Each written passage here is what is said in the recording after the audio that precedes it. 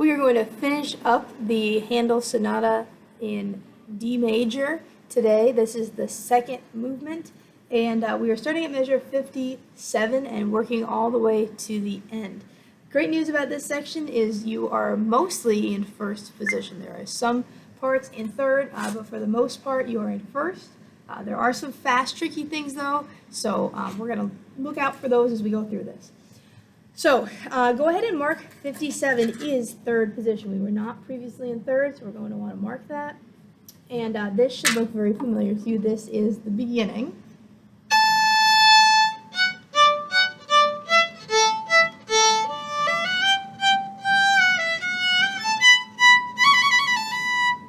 Okay, we already know that. But now when we get to measure 60, this is where it is different. Back to first. So go ahead and mark that. We go back to first there. It is a little scale, so that should make it a little bit easier. Then starting at measure 61, we go to these staccato eighth notes. Again, all in first.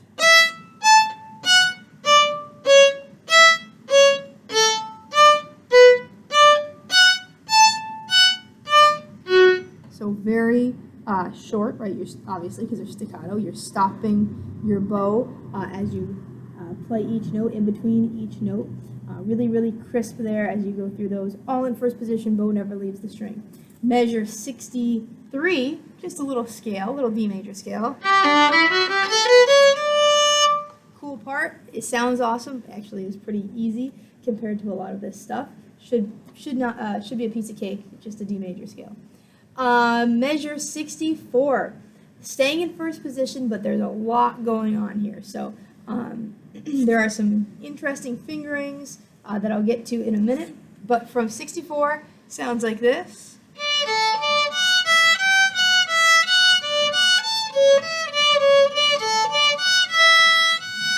Here's where it is a little bit strange. You did 1 close to, then it says 3. That's where you pull your third finger back to play a C sharp on the A string.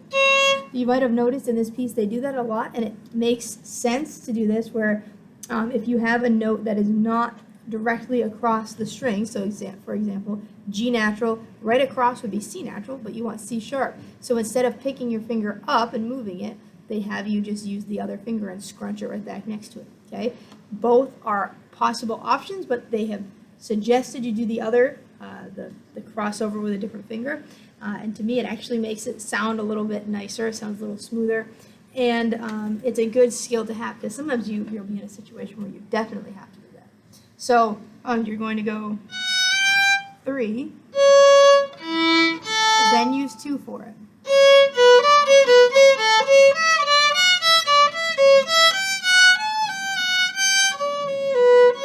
Here's where we go to third. 4, 3, 2, 3.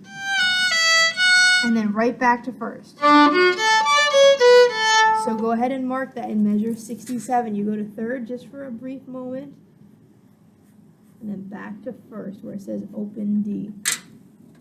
So that whole section, remember, again, I said that it's not like hard. There's nothing new about it, nothing strange about it, except for that one little crossover with the third finger.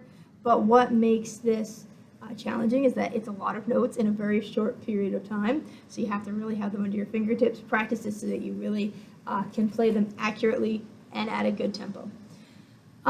Measure 68, okay, still in first position. We have these slurs with accents.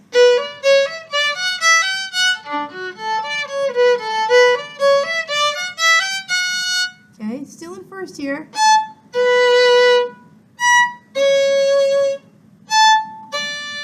Stay in first.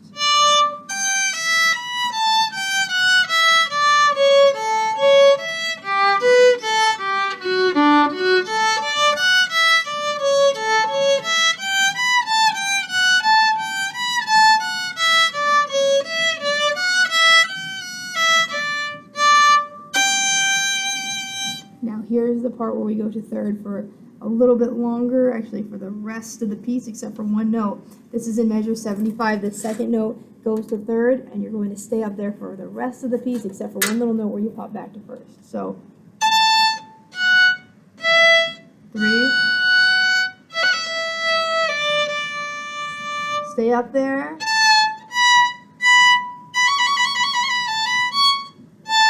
Fourth, back just for 1 second to measure, or to 2 fingers, then up to third. 3.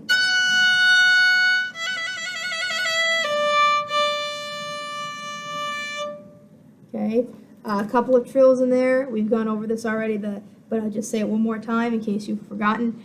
A trill, you go back and forth between 2 notes, and it's the next highest note in the key signature. Sometimes it's a whole step, sometimes it's a half step. In the case of the ending here, you have, the first one is a B to a C sharp, so that's 2 to 3, it's a whole step. And then the last one there is an E to an F sharp, also 2 to 3, and also a whole step. Let me play through this whole ending from measure 57. I'll go somewhat slow so you can hear all the notes in there. So here we go. 3 and 4 and.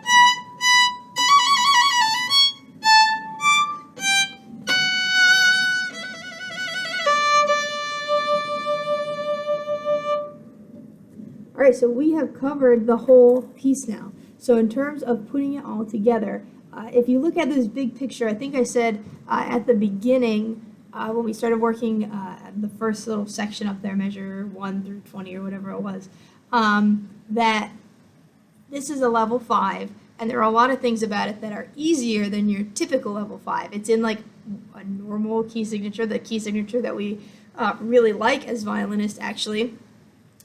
There is some shifting, but not a ton of shifting. But what sets this apart and what makes it a level 5 is that despite those things that you might consider easy, there are some really fast and intricate passages. And so in many ways, that almost makes it harder than some other level 5s, where there are some where you have to remember a key signature or a shift, but it's slower and you can take your time and kind of just listen for it and know what it sounds like. This you have to be like spot on because it's 16th note after 16th notes after 16th notes. So my suggestion is, as you are working through this piece, first of all, identify the parts that are just hard because they're fast and the parts that are hard because there's a technique involved. Things that are just hard because they're fast, you just need to play them slowly and then gradually build up the tempo. So a good example of that is the ending that we just worked on. Almost all of that is in first position. You should know and understand how to do this because at this point we all are pretty comfortable with this key signature in first position. It's just a dexterity thing of getting it under your fingertips. Then when you look at something like the third section that we worked on, there's a lot of shifting, there's a lot of knowing fingerings back and forth in third position on different strings. So that might be a time where you need to add some markings in. So identify the parts that you just need to work on that from getting them slow to fast, and then also isolate the parts where you might need to add some fingerings. Take a second look at what position you're in, where they might actually be like a challenging new thing for you. Okay, so that's all the way through. We will work through this together on in your lessons, but hopefully this gives you a good start of what the piece sounds like and how to put it together.